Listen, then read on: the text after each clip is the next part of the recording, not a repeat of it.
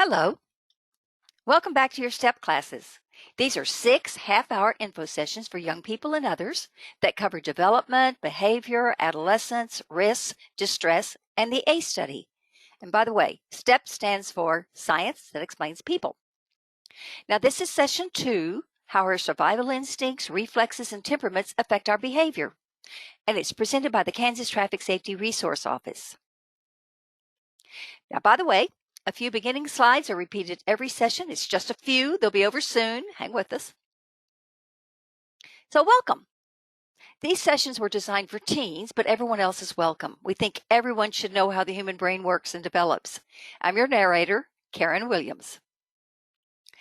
Now, I have a message to teens. Please forgive me. I'm going to speak about you and your brains as if you were not in the room. And I know adults do this all the time. I hate to do it, but it's often easier that way when others are also in the room. For instance, on some slides, I will use they and theirs instead of you and yours, or often I'll just refer to teens. Now, the goal of these sessions is to help you understand what's happening in your brain. Because during adolescence, the teen brain is being remodeled and it works differently. It's under construction. And in fact, the teen years are among the most important periods in all of brain development. The latest science shows that there are 75 major differences in the teen brain when compared with the adult brain.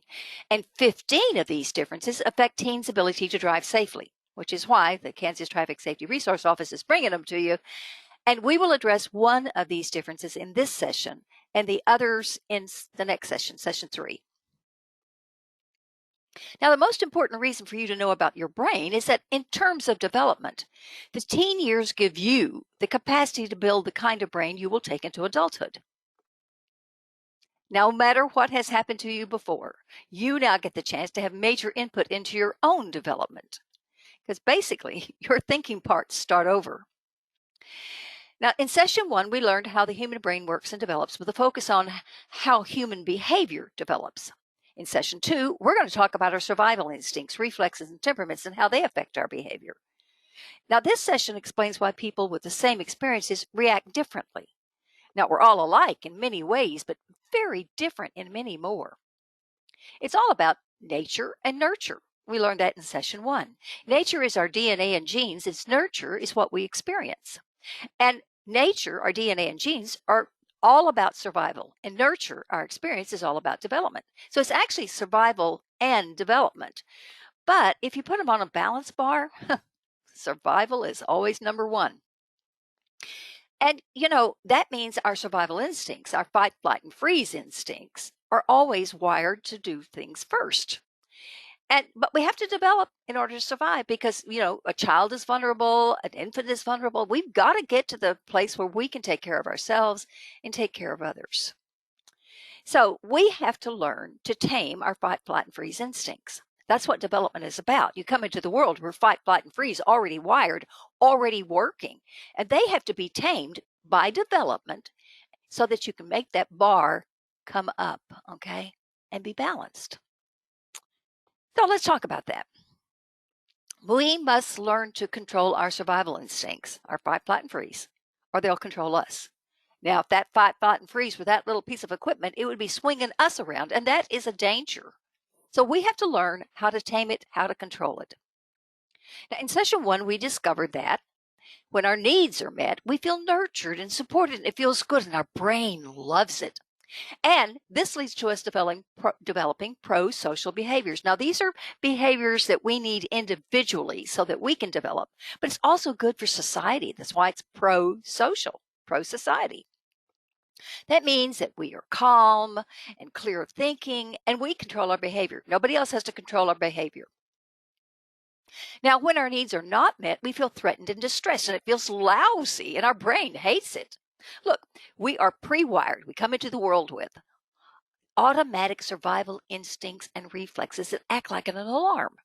We feel these instincts in our body. Our heart races a little bit. Our breath gets a little shorter.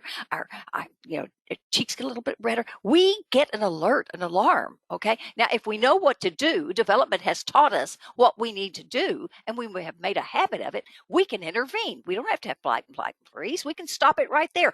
But if we don't do that, we have fight, flight, and freeze.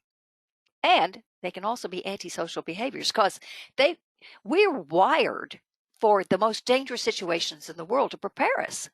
But if it's not that dangerous, these look like antisocial behaviors. Now, we looked at these behaviors in session 1, but we're going to look at them a little closer today. Now, we have our automatic fight, flight, and freeze behaviors wired in at birth. And think about this. When you change a baby's diaper, how they kick and scream and cry, because it's not comfortable, okay? Especially if they got a diaper rash. They're really upset. So that's wired in. A fight is wired in. Let's see, flight's wired in. They can't run. So what if they are afraid of somebody? Well, they just hide in their mother's armpit. They just turn their head away from you.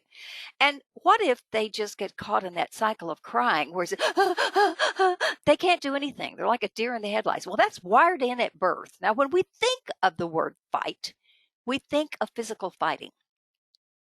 But it's not always physical. Sometimes it's verbal.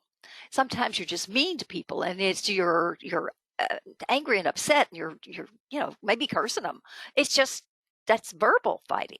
And then when you remember that Maslow's hierarchy of need, that big triangle we looked at, that bar number 2 that was safety, it said you needed some control in your life, some choice in your life to feel safe. Well, when you don't feel you have any, some people who are fighters bully others. If you can take somebody else's control and press their buttons and now you sort of control them, that's a fake sort of feeling of success. But that's antisocial. So you want to avoid that. Bullying, controlling, manipulating is simply meaning you have no power and you're trying to get somebody else's. That's not a good thing. Now let's look at flight. Okay, it does mean running away or truant, but not always running away and truant. Some people just clown. They escape, but they can't really run. They even when they can run, they just clown. They can't ever be serious. You can never pin them down on anything. And some people will stay right there, but they're running away in their mind. They're daydreaming. Their body's there smiling at you sweetly, but they're not thinking about anything you're saying. They're just daydreaming. And then there's the people who freeze. They stuff things down. All their emotions are stuffed down, and they literally put their head in the sand. They really are hiding all the time. Now, the freeze people, the people in that column, they don't really harm society, but they harm themselves. Now, fight and flight, that can harm society, and they're seen as antisocial when they're not really needed for protecting you. These are all designed to protect us, but in the extreme, they hurt us in the long term. Now, let's face it. These are all based on some sort of fear. So it's fear, fight, flight, and freeze. Fear, fight, flight, and freeze. And we feel frustration, discomfort, distress, anxiety, and when we're overwhelmed, we feel trauma. Well, we have a response to that. Anger, aggression, all the way to helplessness and hopelessness. But let's face it. Where's our blood, oxygen, and energy going?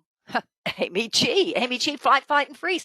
And if we don't need it to protect us that very moment, if it's not the most serious thing in the world, well,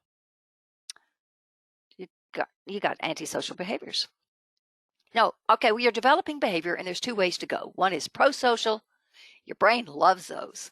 Antisocial, it doesn't like it, but neither does society. Let's compare them. Listening, not listening, careful, careless, patient, impatient, cooperating, uncooperative, unselfish, selfish, compromising, obstinate and stubborn, helpful, unhelpful, sharing, bullying, comforting, angry and aggressive. Well, which one would society rather have? Yeah, that's easy to tell. But there's always a reason for antisocial behavior. I mean, if people don't know that they can meet their needs without taking somebody else's comfort, they take their comfort, take their safety, and then they feel a fake comfort and safety. They don't know how to deal with their distress. There's always a reason for it. Which brings us to our powerful biochemical cortisol. Now, you need to know, the chemicals we make inside our own bodies are called biochemicals.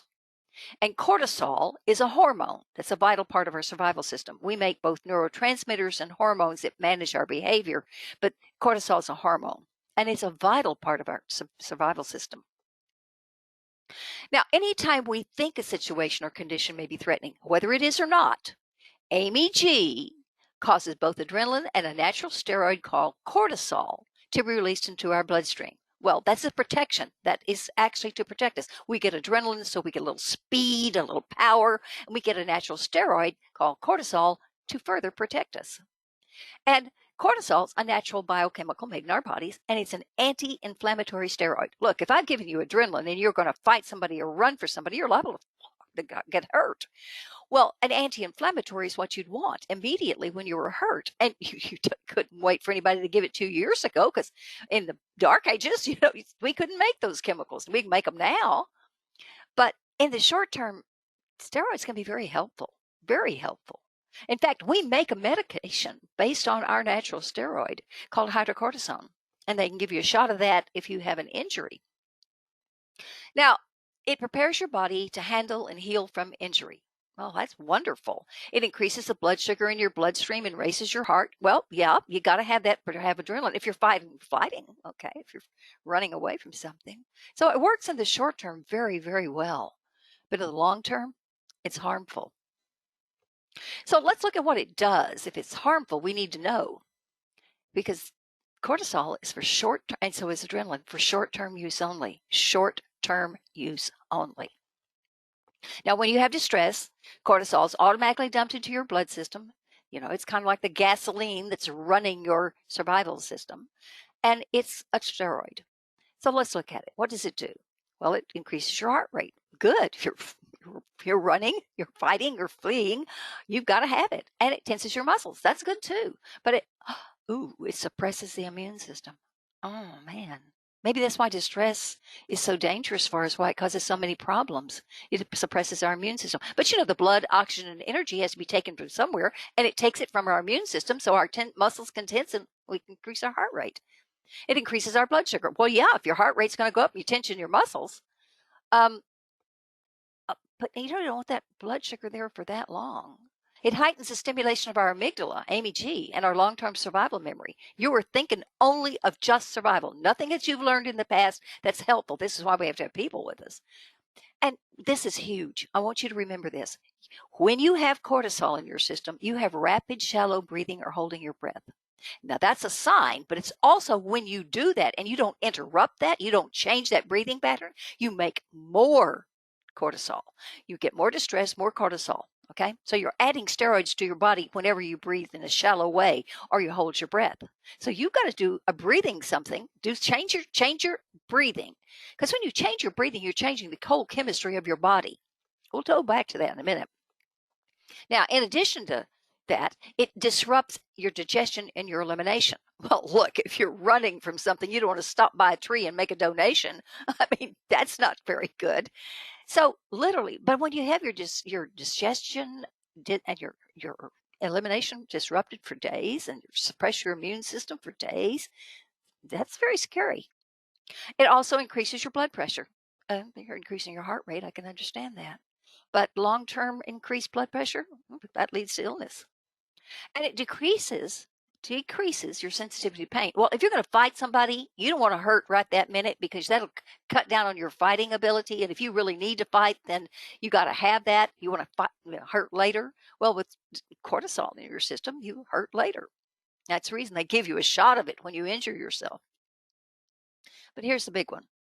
It slows down the prefrontal cortex, the part of your brain that is not only thinking, but is developing you, and messes with hippocampus. All the good things you've ever been taught in your life, all the nurturing information you have is stored with your hippo. And if it can't work, and it's actually in charge of distress management, it helps you remember what to do. And that's the danger. The danger is you'll stay in this cycle. And you will not just go from short term, but you'll go to long term, and that means injury. Now, this is for teens only. Everybody else can listen, but I mean, this is information for them. Now, for teens under the same distress as adults, the dose of the distress hormone cortisol is 2 to 5 times more than that of adults, and it stays 2 to 5 times longer. Now, this is because they're at a critical point in their development, and DNA wants to protect them 2 to 5 times more than it protects adults, because adults are past this development period. And this explains why distress can be so damaging to teens, because it's there to protect the teens, but when they use it too much, it can be harmful. So this explains why distress is so damaging to teen brains and why they have trouble calming down after a distressful episode. Well, if you're full of cortisol, adults in your life believe that you're fighting them, but you can't calm down until you learn to change that breathing practice and eliminate that cortisol. Now, this is one of the top 5 differences in the teen brain. Just by being a teen, you get tons more cortisol dumped in your system whenever you are alarmed. You're worried about something, okay? Now, Dr. Robert Sapolsky of Stanford University says, with that much cortisol, you can multiply by 10. Here's what he says. Because youth are all about building their brains, you can multiply what you know about how stress affects the adult brain by 10-fold when you think about a 10 to 20-year-old's brain. 10-fold. Teens are far more sensitive to distress. And there's a purpose in that. But that's not all. We're also pre-wired, in other words, we're born with our own sensitivity to distress. We got a way of reacting, fight, flight, and freeze. We don't have a choice in that. We can learn to offset it, but we have that. And then we have a sensitivity. Some distress bothers others worse than others. This sensitivity determines how much we perceive anything to be bothersome, uncomfortable, or threatening, or how much we react to it. Now, this sensitivity is called our temperament. So I'm going to be talking about our temperament. And it's kind of like, if you think of cortisol as the gasoline, the fuel that fight, flight, and freeze need to run, then this is the amount of accelerator we're putting down. Some people put the accelerator down on low, and some put it on medium, and some just slam that accelerator to the floor. This is our sensitivity called our temperament.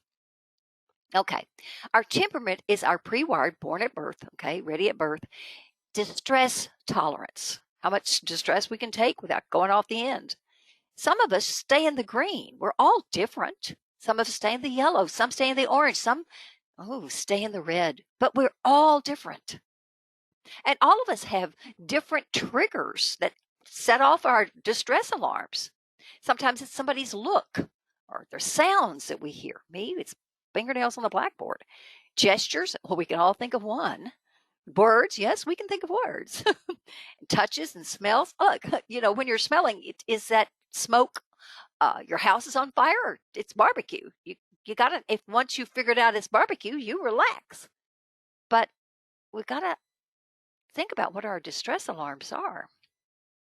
Now, this is a chart that shows both our responses, our reflexes, our physical behavior reflexes, along with our temperament. Look at that left-hand column, the blue area. It says different auto responses. In the same situation, we have different automatic reflexes. There are psychological and physical reflexes that just happen. That's called fight, flight, and freeze. Now, across the top is our temperament, our pre-wired sensitivity to that distress. Some people are mellow. They're just in the green all the time. Some are sensitive. They stay in the yellow most of the time. Some are highly sensitive. They stay in the orange. And then there's hypersensitive. They stay in the red. That's about, 30 mellow, 30 sensitive, highly sensitive 30%, and then hypersensitive is about 10% of our population. So let's look at if Mr. Mellow, I'm going to call him Mr. just to, if Mellow were a fighter, okay, someone who fights, Mellow would never get past concerned and frustrated in most cases. Something else is going on in his life. I mean, the situation comes up and he would just get concerned and frustrated, and that's all he'd ever get. Sensitive, on the other hand, does not like change, doesn't like being surprised, they cannot think if you put pressure on that person. And so they get worried. They get worried they're going to fail a test, or they get worried they're going to fail an answer. They just can't think for the moment, and they just get absolutely worn out, just weary.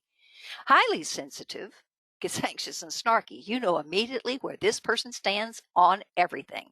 And hypersensitive gets angry, hateful, and hurtful. Same situation that Mellow's doing, concerned and frustrated, hypersensitive is doing angry, hateful, and hurtful. Way overreacting. So now let's look at if Mr. Mellow, let's go back on the green over the left-hand side. Mr. Mellow, let's talk, if Mellow were a runner, a flighter, somebody who gets out of the room real quick, Mr. Mellow would ride it out. Or Mr. or Ms. Rello, either one. They not only that, they run toward the problem. They're your firefighters, your EMTs. Whenever there's a problem, they run toward it. Miss Sister, Mr. Sister, really, they will escape by daydreaming. They'll just go someplace else. They'll go to a place in their mind that makes them feel safe, and they're just going to get out of the situation by doing something in their heads. Their body stays there, but their mind is gone. Now, highly sensitive is just gone. They're out of there, or they actually get themselves sent away. For instance, in school, when you say an educator says to a student, I'm going to ask you to read in a few minutes, prepare yourself. And that student hates to read out loud more than anything in this world. In fact, other students sort of laugh at them when they read out loud because they get so nervous, and they just will not read out loud. And so in order to divert the teacher's attention, they pop somebody else on the arm, just smack them, okay? Anything if to divert that teacher's attention from making them read. And maybe they'll get sent out of the room. But certainly they feel like they're successful because in the short term, they've avoided a very tense situation for themselves. But now they're getting a reputation. It works against them. And hypersensitive, they just run. That's it. They run away. They're not going to mess with this anymore. They don't think about it anymore. They just go. You ask yourself, why would somebody run from the police? Well, if they're wired to do that, no one has ever taught them how not to do it. They're breathing rapidly. They're upset. They're acting in a way that would not be good in front of an officer. Hey, they're going to run. Okay, what if Mellow, let's go back over on the left-hand side, Mellow was a freezer, just shut down. Well, Mellow would become quiet and pensive. Sensitive would become hesitating and halting. Sensitive knows the answers to most questions. He's a very good student because it spends a lot of time worrying about making sure things are good and, really perfect. But they don't know it when you push them, when you pressure them. So if you do a pop quiz, this person knows most of the answers. They studied all night long, but the moment they're under pressure, they can't think of it. They become hesitating and halting. Highly sensitive just hunkers and hides, can go into the classroom or the school and just hide out all day. Hypersensitive is shut down. A person who freezes, who's on that hypersensitive end, is more likely to commit suicide or do any of the self-harm activities because they are not, the ones that are freezers don't mess with society much, but they hurt themselves. The ones that are fighters on that hypersensitive side are more likely to hurt somebody in society, being antisocial. And the runners can get themselves in huge trouble running away because they have never developed any habits to offset the fight, flight, and freeze instincts that they have. And you have survival instincts, fight, flight, and freeze, but you also have a temperament that's instinct. You've got to be able to manage it. Okay, have you found yourself? Now, the military teaches us to fight until we have to run until we have to hide, and hide until we can fight again. So some people use multiple ways of dealing with things, but most people have one that they do first. So have you found yourself? Have you found your parents? Have you found your teachers? Have you found that one you like? Opposites attract, Yeah. Okay, that's enough. Now, if you start the day being hungry, you didn't eat breakfast, you didn't eat dinner last night or whatever, and you're fatigued, you didn't sleep well, so you're hungry and fatigued and you're upset. It's been a lousy morning. It's just been awful. Well, in that case, if you're a mellow, you're going to be more like sensitive. And sensitive is going to be more like highly sensitive, and highly sensitive is going to be more like hypersensitive. Oh, where does hypersensitive go? To harmful. Because if you have an underlayer of fatigue and hunger and Maslow's hierarchy, that bottom, that comfort, you don't have any comfort, and then you have something else going on, it's just going to crank it up. Now, the science tells us it's not what happens to us that causes the problem. This is how we respond. It's our behavior. When we're full of cortisol, our pre-wired survival reflexes, fight, flight, and freeze, are triggered first and automatically. our automatic fight, flight, and freeze reflexes steal our blood, oxygen, and energy and throw us off balance and automatically slow down and interfere with listening, memory, learning, and development. Those are the things that are going to build us, and we can use those to learn the habits we need to offset fight, flight, and freeze. So when you see fight, flight, and freeze, it means you have not done anything to intervene. You don't know anything to intervene, and so you just do fight, flight, and freeze, and those are an automatic cry for help. So when anybody's acting out of the ordinary like that with fight, flight, and freeze, they're calling for help because they don't know what to do. Now, there is a way to stop cortisol. It's called the emergency slow blow. It's out from 7 to 11 seconds. Now, when we blow out slowly and quietly, we stop the release of cortisol and start the flow of other calming biochemicals. We haven't covered those yet. We still have cortisol in our bloodstream, I know that, but we have stopped the release of more into our bloodstream, at least for the moment. So you have to blow that sucker out, but you don't have to blow somebody else out of the water. Put your top lip out a little further than your bottom lip and blow down on your chin. Just try it right now. Blow on your chin. Push your lips so that you can just, okay, I feel it on your chin? Okay. Now, you need to repeat this until you can do a full 7 seconds and practice until you can reach 11 seconds. And not when you're calm. Almost everybody can do it when they're calm, but when you're upset. When you can do this when you're upset, you will stop the cortisol. Now, we need to train ourselves to recognize when cortisol is happening to us, when it's in our bloodstream. But we can do that in the next session. Now, repeat this until you do a full 7 seconds and practice until you can reach 11 seconds. And do this seated.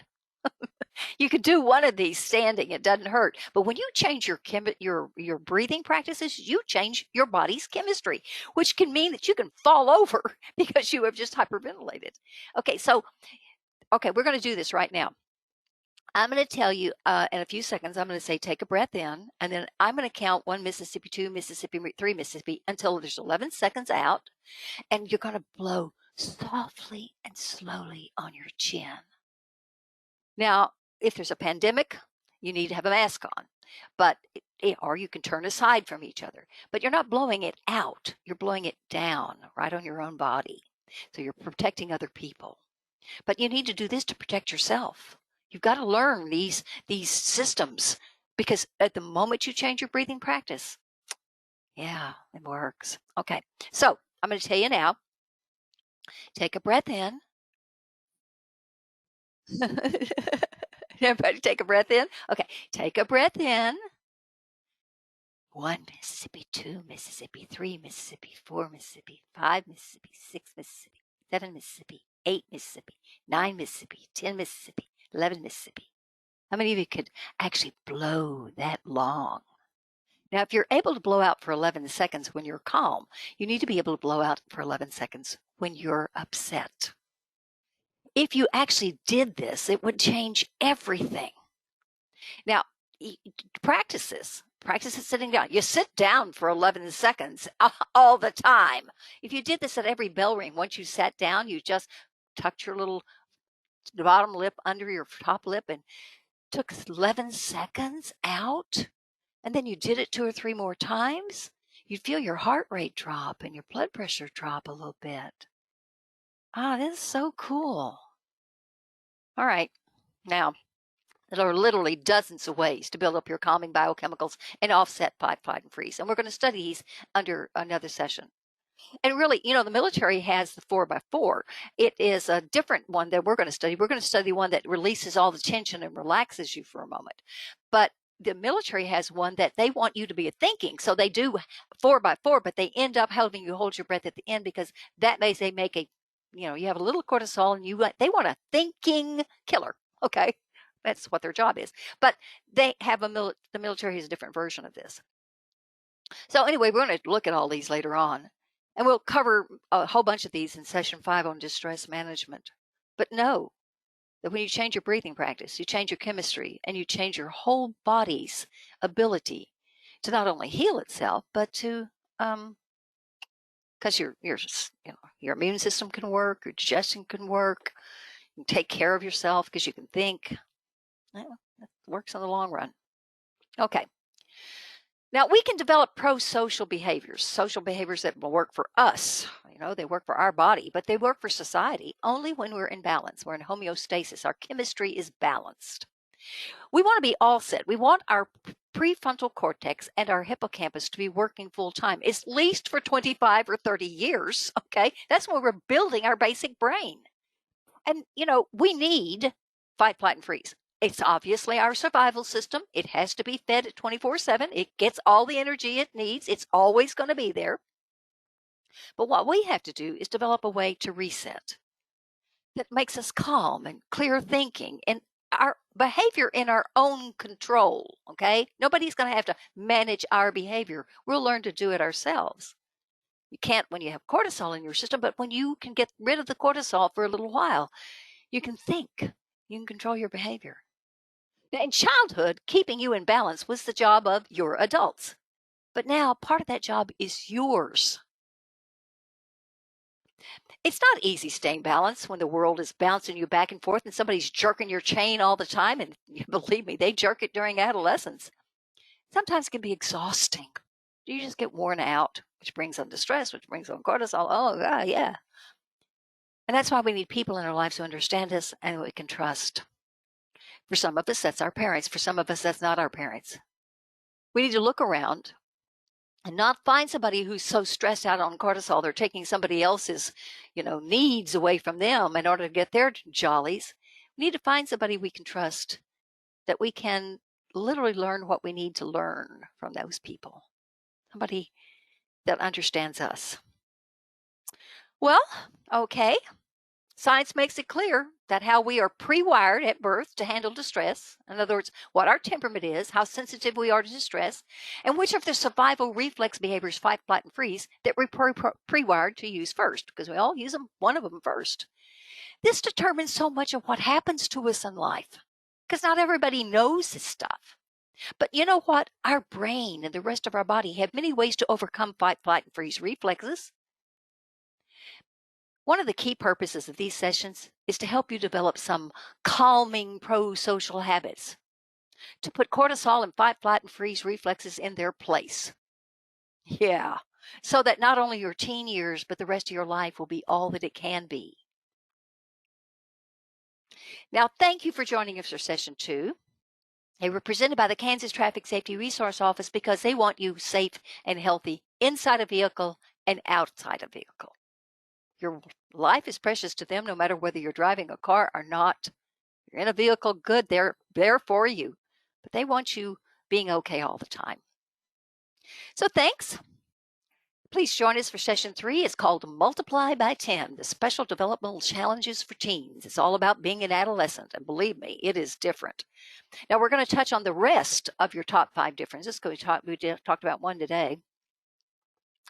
So thanks for joining us. Thank you very much for being with us. I've got my email at the bottom of this chart and on every slide. So if you want to send me an email, that's good. Take care of yourselves, guys, and show up for the next session. Thanks.